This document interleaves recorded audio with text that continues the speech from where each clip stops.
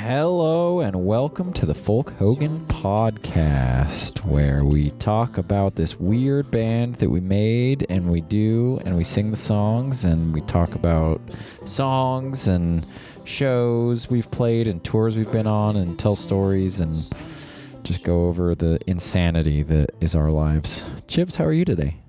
I'm good. Good. What's going on in your life? I don't know. It's just a weird day. Yeah? I feel like I did nothing today. I almost did nothing. Lucky you. That sounds great. I have no energy. That sounds great. Yeah. How was your day? It was the opposite. Running around like crazy. I feel like I did everything today. Oh. Exhausted. I'll tell you how my day was today. Let me tell you how my day was. That's how my day was. Just beer worthy. Yep. Beer required. I earned this one.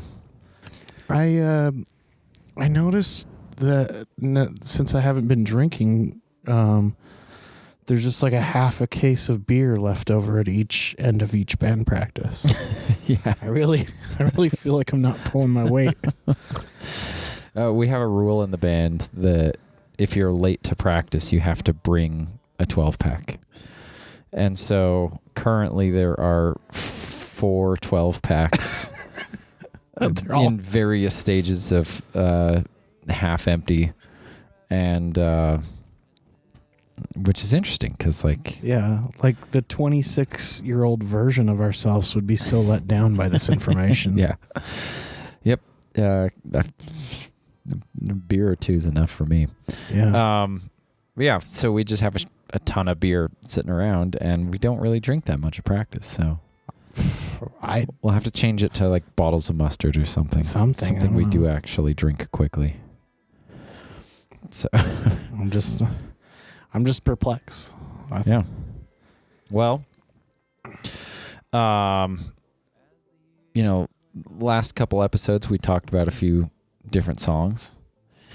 We're gonna move on now. We have now covered all the songs on V5, whatever you want to call it, which was just an EP, and we've talked about songs off of Behold as well. So we're gonna continue down that road. We're gonna skip over a few here and there, but we'll come back to them. It'll happen. So today we're gonna talk about Lady Justice, the song, and also the making of the music video. And what a fun time that was.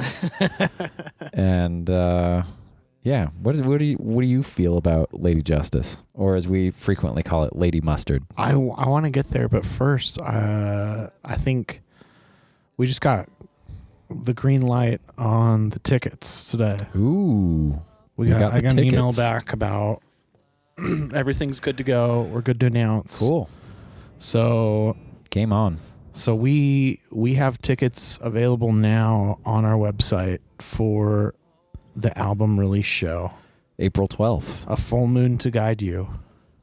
Metro Music Hall. And it's going to be, we're going to sell the show out.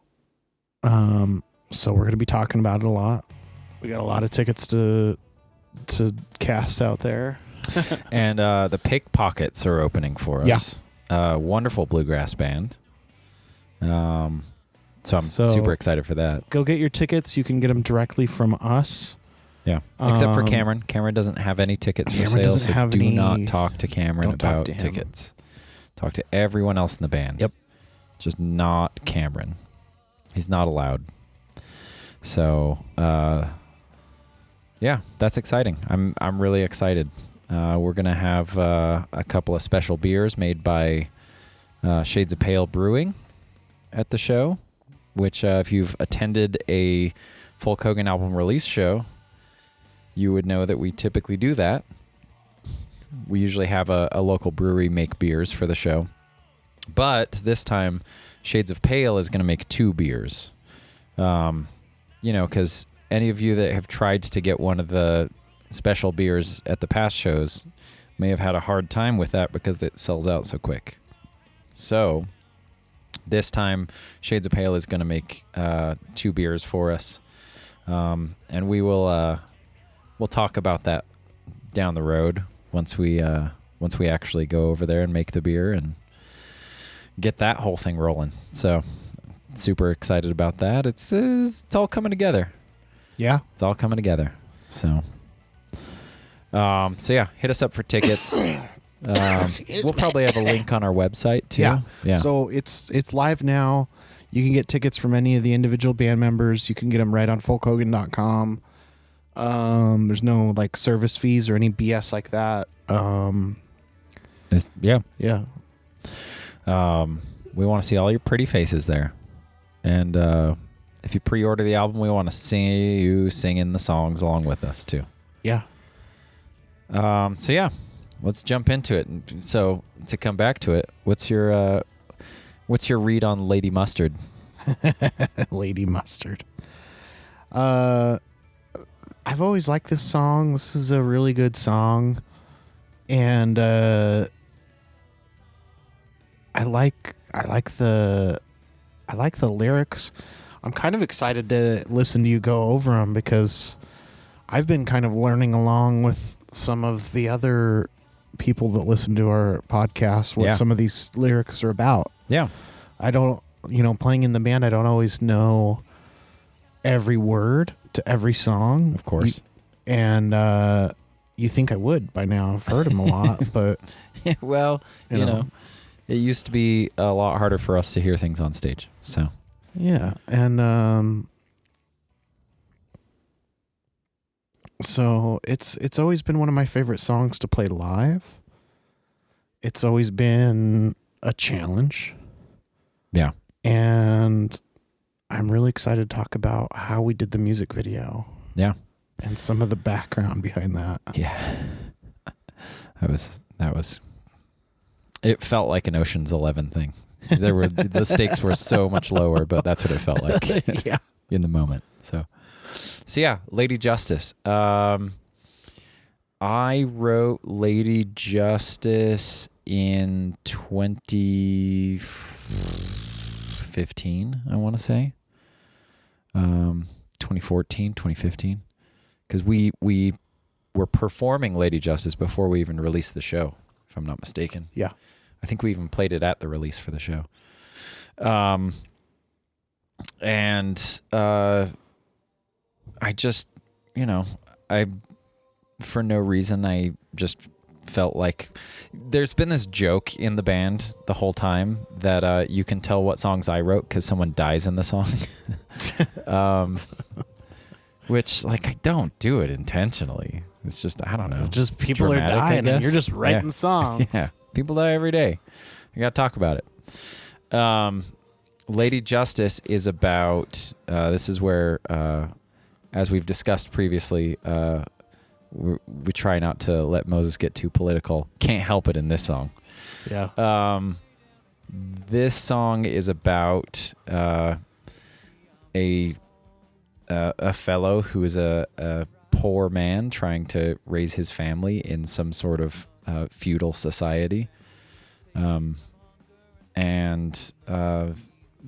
trying to be able to feed his family and have a reasonable life, even though all their money is being taken by those in power, and all of the things in life that they should have are taken by the ruling class. And so he makes a decision that, okay, well, I'm going to go and wage war on them if they're going to wage war on us.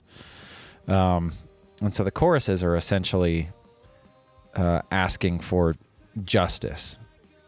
If the average citizen is constantly being fleeced and taken advantage of, then what is the recourse?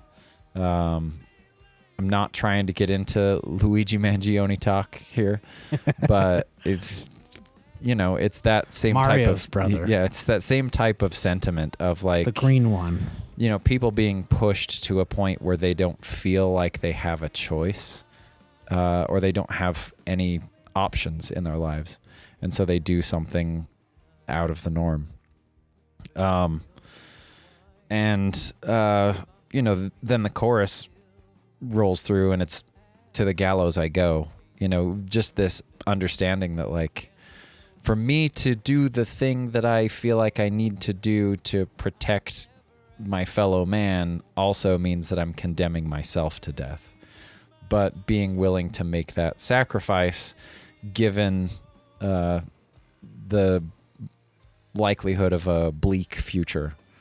So when it kicks into the guitar solo, I've always thought of this guitar solo as sort of the musical representation of the protagonist of this song's sort of attack on the king or whoever. It's got these weird stuttered things that happen in the background with all the instruments other than guitar, and guitar is doing this super dissonant, sort of diminished scale movement. And it's just it's very dark, whereas the rest of the song feels a lot lighter. The rest of the song's in major key, and then that section is just super dark. And then we reach the last verse where it's him on the gallows being hanged. So clearly he accomplished his goal. And,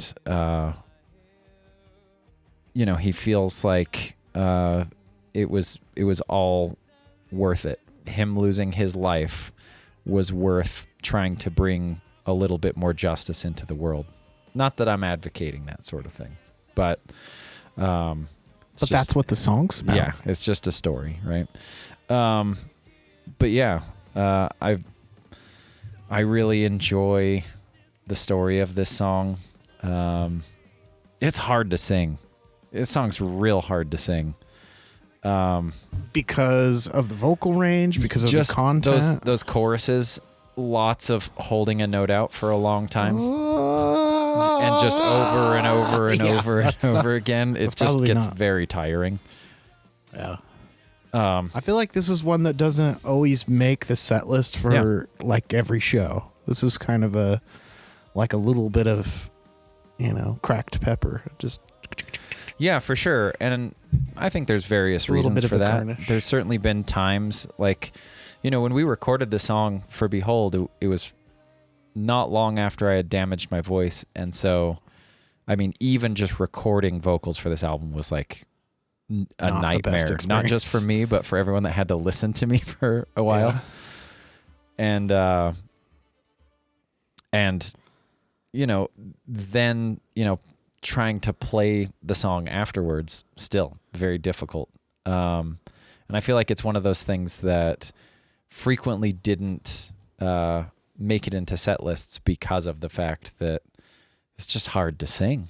And, there's a 3-part harmony in it. And man, when you sing an icky harmony, everybody knows. So yeah. But I do enjoy it quite a lot. I really love that guitar solo. And like, there's not a lot of songs that you've done like an extended solo on, like you did on that one. No. Usually they're just like 8 or 16 bars. Yeah. I remember specifically when we were working on this song and we were like, yeah, let's do a guitar solo here. And what you play on the album is pretty close to what you played that very first time. Yeah. And we were all just like, yep, that fits. That's what we want. Okay. Let's do that. Keeping it. Yeah, I love it. I think it fits so well. Yeah, I'd like to play it more. Casey's been learning songs. I know. So it's on always his list. It's always a good momentum to have somebody. So Casey's our new bass player that we've talked about. And he's currently going back through the catalog, learning Folk Hogan songs, which means we're probably going to end up pulling out a couple of little things that we haven't played for a while. Yeah. Yeah. We wrote a list the other day.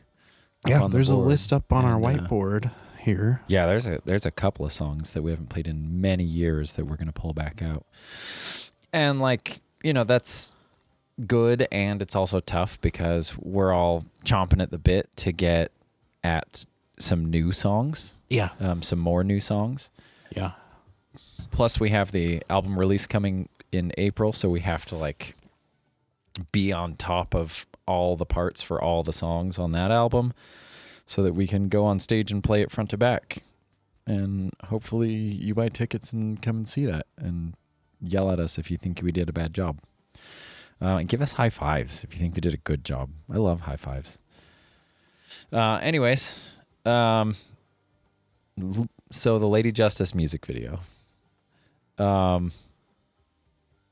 We have always had lots of ideas for music videos, but music videos are pretty expensive. Even if you're just like, even just renting the cameras can be pretty pricey. Sure. So we had this thought of like, well, what if we rent some cameras and we record 2 music videos in one day? And so then it was like, okay, well, we got to figure out an idea that'll work for 2 music videos for one day. That, you know, because if you've ever filmed anything, that's like a really tall order unless you're doing things in like single shots. So we had this idea of like, what if we just like flash mobbed with the band? What if we just like showed up somewhere, plugged in, played, filmed it, and that was the music video? Well, there's a lot of problems with that. Like, first of all, you need electricity for all of our gear. Yeah, it's not legal. It's a gray area. In Salt Lake. Like, you actually have to have a permit to busk, to play on the street. So you can't really just show up and do stuff. And for as much as we like to break the rules, what we didn't want is to get the band in trouble. So we had a number of conversations about it, and there's this little spot just off of Main Street between 2nd and 3rd South on the west side of the street where there's this little alleyway that goes back to a parking garage, and there's this courtyard type area, and there's 2 trees in the courtyard. And the trees at the bottoms of them have outlets, and that's because, you know, they do Christmas lights. So then it was like, okay, well, maybe we could do it here. So I go there and like spend some time scouting it out and getting an idea. I brought a phone charger in my phone so that I could plug it into all of those outlets to see Nice. if they worked. And they worked on one of the trees, but not the other one. And then we had to come up with the idea of like, okay, because it's next to like an office building and a couple of businesses and an apartment, like the likelihood that the police are going to show up is probably pretty likely. So what can we do to minimize that happening so we can get as much footage as we can? So it's like, well, we have to be able to set up all of our gear in like a couple of minutes so that we can at least have, you know, maybe make it through the song twice and be able to film the song 2 times so that we have enough footage to cut between. So we rented these 2 cameras. We basically took our gear that we needed to play the show and hooked it all up and then put it in the van. So Yeah. so it was like ready to just be pulled directly out of the van. Everything just floating around in there. Yeah, and there's like one little spot where you could back up to that little courtyard. And so it was like, okay, we're going to go down the driveway, we're going to back into that spot, and we're going to unload everything as quickly as we can. And we hired Mike Alvarado to come and run a camera for us. And then one of our most favorite people in the entire world, Rob Page, volunteered to run a camera for us as well. So they had the cameras. We loaded everything into the van. We drove over there. You know, we put it up on Facebook like, hey, we're doing this little thing like in an alleyway. And a couple people showed up. When we got there, Canyon actually walked like across the street and met up with a bunch of people that were going to come watch.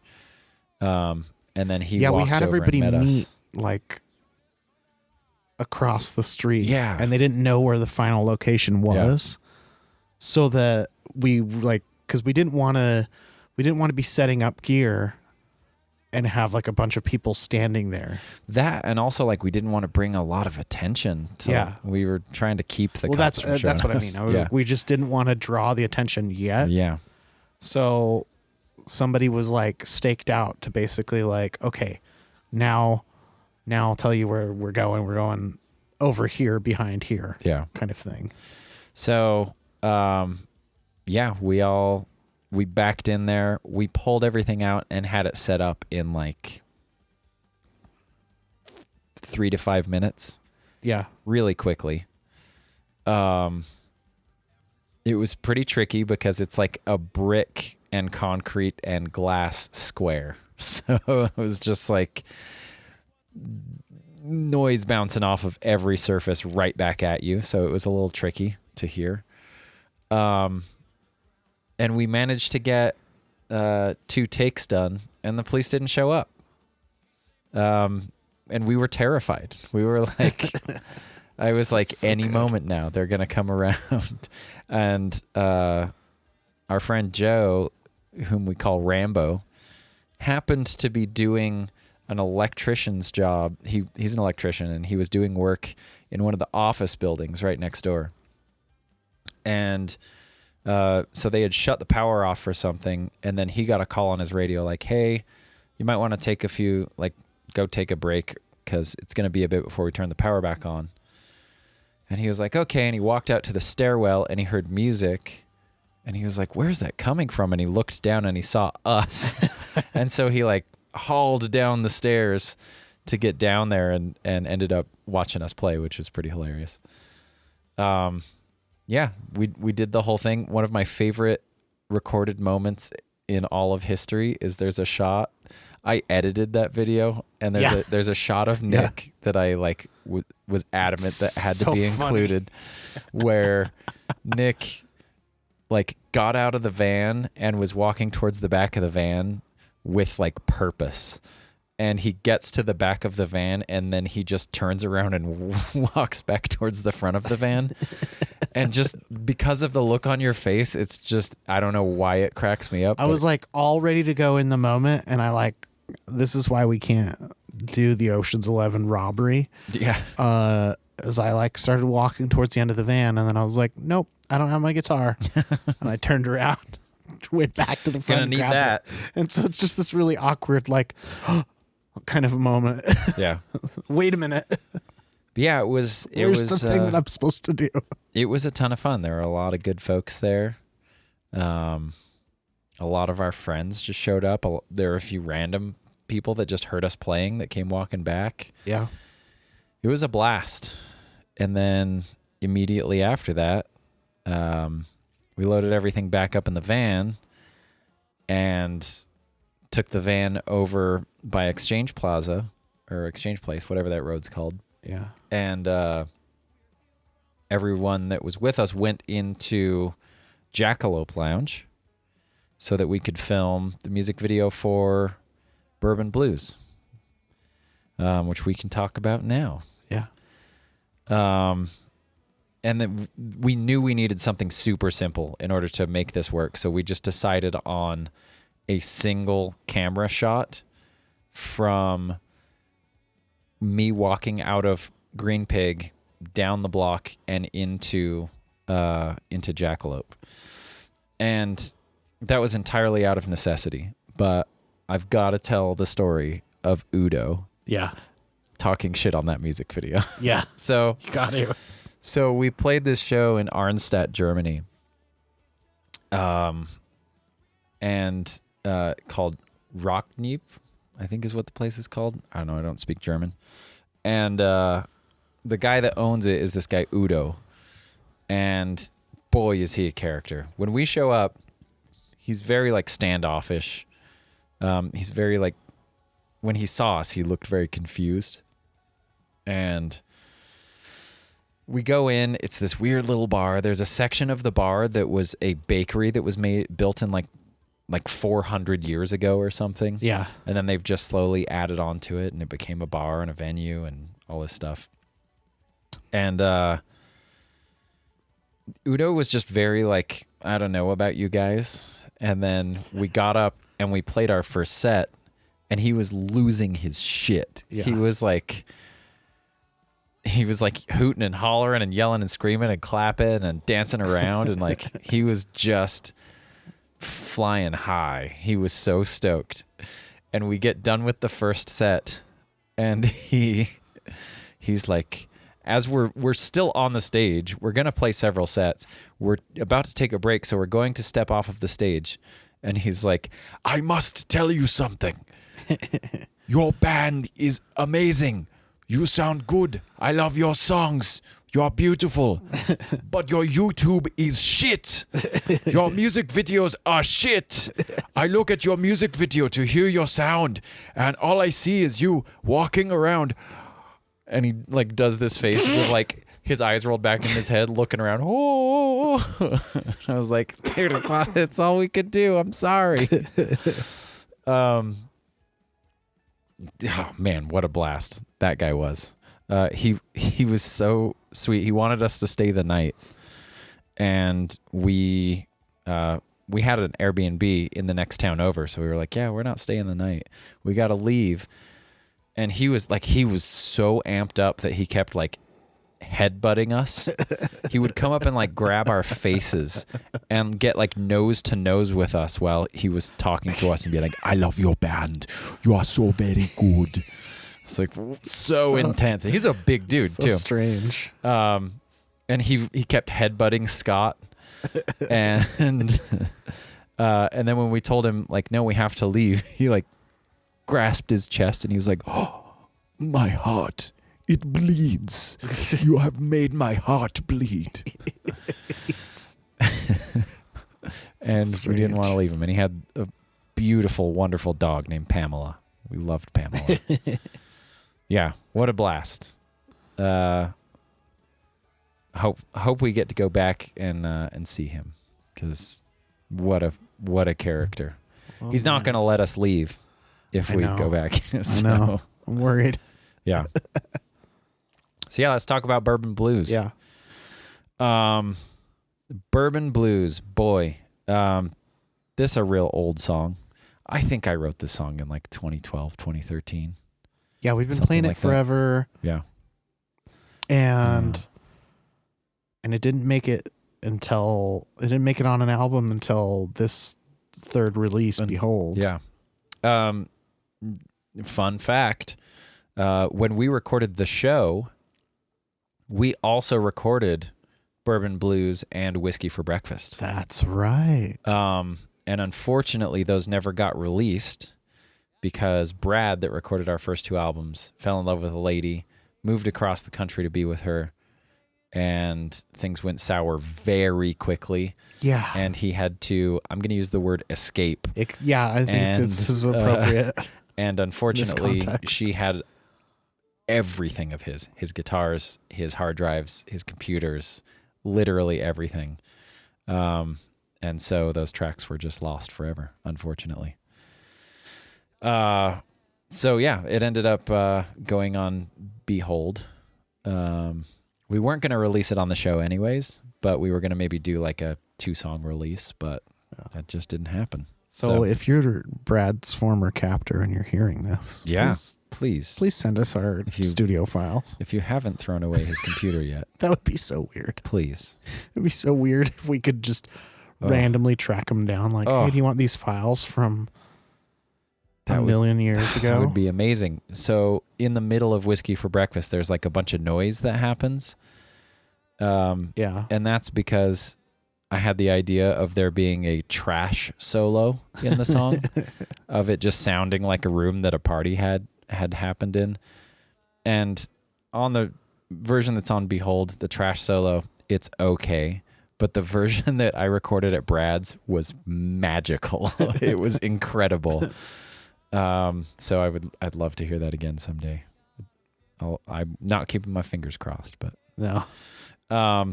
Yeah, Bourbon Blues, or the Bullet Bourbon Blues, depending on however you know it. It's on the album as Bourbon Blues. It is a song. Previously on the episode about the 3 Band of Mighty Souls songs, I mentioned that we played Band of Mighty Souls at a show, and a lady came up and was like, "Your songs are really misogynist." This song's pretty much the reason for that. Yeah. And just hearing it and not. That's the thing, is a song can be about whatever you want it to be about. Yeah. And so some people just really want to hear something that's going to offend them. It doesn't matter if there's anything in this. It could be Pop Goes the Weasel, and they'd still be like, this is about my personal trauma. Right. It's about whatever you project onto it. I mean, But I will believe say that weasels can be victims. Yeah. But I will say that, like, speaking of misogynist, I was watching an interview that John Lennon did, and they were asking him about when him and Paul McCartney had like a song feud between them in the 70s, where they were constantly writing songs sort of aimed at each other pointedly. And John Lennon was like, they asked, like, is that about Paul? And he was like, I thought it was at the time. But Bob Dylan once told me that you think you're writing songs about other people, but they're all actually about you because you're the only person you really know. Which I think's a interesting perspective to take on it. And Bourbon Blues, I very much was kind of a mix of two things. Now, I'm going to read the lyrics for the sing-along part at the end. There's a light that's in your eyes. I got a pistol in my pocket, a snub nose 45. I got a bullet, baby, just for you, in a bottle that says 90 proof. Now, really easy to hear that and think that it's about domestic violence. It's actually not. It's about being in a real bad relationship and drinking a lot to try to be the magic bullet that makes you feel better. So just to get that out of the way before I talk about the rest of the lyrics. At the time that I wrote this song, my ex-wife and I had a pretty rocky relationship. Like many relationships, a lot of good times, like many relationships, a lot of bad times. And during the time that I wrote this song, real bad times that extended for a couple years. And we were doing a lot of stuff with the band. We were in our 20s. And my ex had a lot of jealousy issues. And, so the first verse is, don't you worry, I've done nothing wrong. I'm just staying out playing cards and singing songs. Yeah, I've been drinking with the band again, but I'm coming home and I'm going to be your man. Because, like, to me, I was out doing all of these things all the time, but the reality was I was always happy to go home to my wife. I enjoyed her company a lot, even when things were bad. I just wanted to be around her. So that sort of conveys like the mindset that I was in. Just like, probably not as present as I should have been as a partner, but also, always the best of intentions to be a good partner. So I stagger through the streets. I dodge the passing cars. In love with you, in love with the stars. I brought you some flowers, and I'm at your door, only to find you don't want me here no more. Yeah, there were a lot of nights where I just didn't want to go home. In fact, I wrote a song for Folk Hogan that was called "I Don't Want to Go Home." And it was always hard anytime I came home, knowing whether my partner wanted me to be there in the first place. And that's a sad, difficult thing to feel.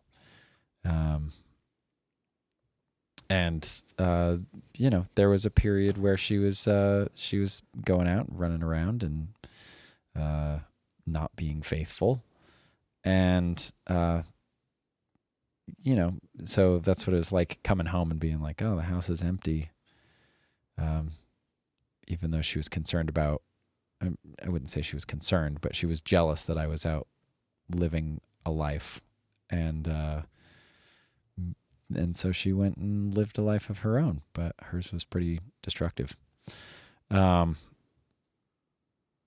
the last verse, baby, you know I love you. I only want what's best. I'm a jealous guy, I confess, that if you're leaving, well, then I guess you're gone, but I'm going to find you and bring you home. Because there was always that desire of like, no, I'm going to make this work. I'm going to do my best to make this work no matter what. And I'm really proud that I can say that for well over a decade, I worked as hard as I could, and I do feel like I tried pretty much everything to make it work, and it didn't work out. But ultimately, in spite of all of that, it is a love song. Like it is a love song about that longing to have a good relationship with your partner, even when things are bad, and that desire to make things work no matter what's happened, and try to have everything be good between you, and try to have everything, everyone to be happy. That's the ultimate goal. So, I'm divorced, many years divorced now. Happily divorced. And yes, happily divorced. And you would think that this would be a song that would be like hard for me to sing. But it never has been, because the state of mind that I was in when I wrote it, of feeling so lonely and feeling unloved and feeling like I was not wanted by my partner.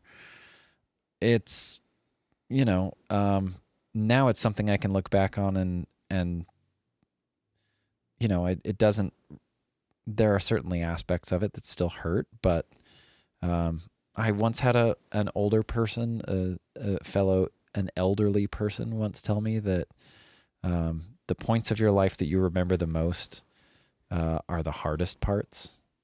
When things are their most difficult, those are the parts that you tend to look back on the most. I don't know that I've found that to be especially true, but now I look back and I hear this song and I think about, like, it was tough. We did our best. It didn't work out. And it is what it is. But I still have a lot of things to look fondly on of that time. And I'm happy that I'm no longer in that place. And I'm sure my ex would say the same thing. I'm sure she's very happy that she's no longer in that place. I was by no means a perfect partner. But we did our best, and it just didn't work out. And I'm okay with that. And it's not even a cathartic thing playing this song. It's just, I think it's a song that a lot of people can identify with lyrically. And if you don't know the words, just follow Cameron. He'll give you some of the worst sign language you've ever seen in your entire life. And it's one of my favorite things is when we have a bar that's particularly responsive while we're playing songs. Sometimes we'll take this song and we'll drag the end of it out and try to get as many people singing along as we can. And those are some of my most favorite memories of playing shows in the band. Has been times where we've all gotten off stage and gotten in the crowd and had people singing along. I mean, we did that show in Bamberg, Germany, and how many people do you think were in that room? 700 to 800. And like we had a couple hundred people singing that song. Yeah, it along was with pretty us. cool moment. And like, you know, they're pretty well educated over there, so they all spoke English enough. But like, I'm sure there were people there that were like, nah, I can't really hear exactly what the words are, so I'm just gonna sing what it sounds like. It's fun though. And yeah, it was amazing. And so having that feedback from a crowd that, you know, people really like this song and identify with it, makes me really happy. Yeah. So I love this song. Hey, It's never going anywhere. there's a lot of different songs called Bourbon Blues. Oh, I'm sure. That's a pretty popular song title. I would imagine. Initially, it was called Bullet Bourbon Blues. And we changed that when we actually put it on the album. I think partly because we'd been sort of shorthand referring to it as Bourbon Blues. But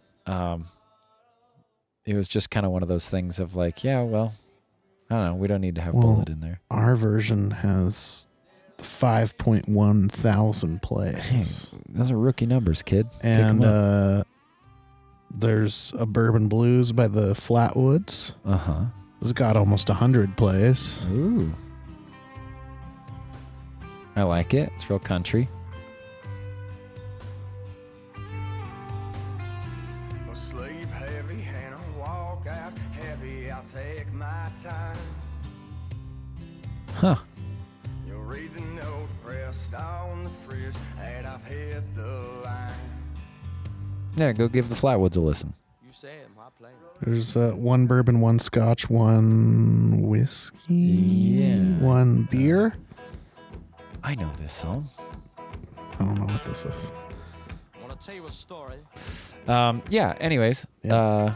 There's a whole bunch of... This is a Bourbon Blues by Perry Music. Go out and listen to all the Bourbon Blues songs. Tell us which one's the best. This one's got 66 plays. It's sad how much beautiful music there is out there that just... Yeah. I mean, listen to that trumpet. This is a really, really good piece. Yeah, I dig it.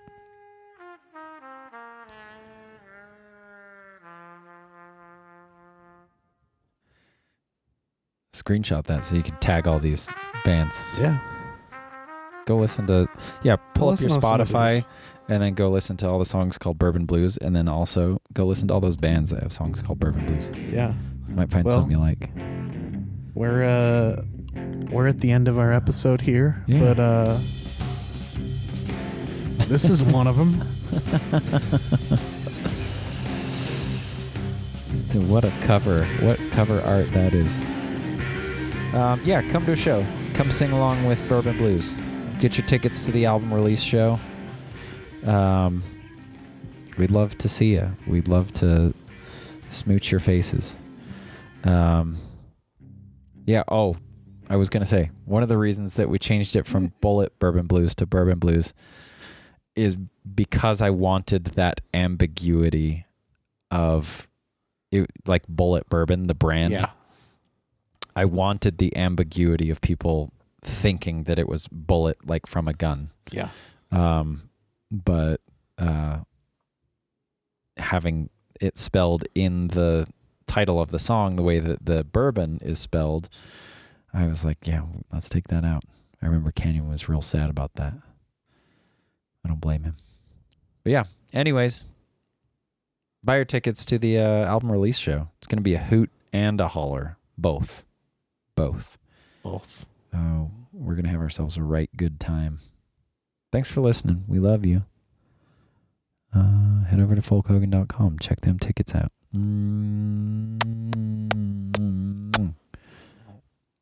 Nick, you got anything you want to say That's it. before we're done? That's an episode. Okay.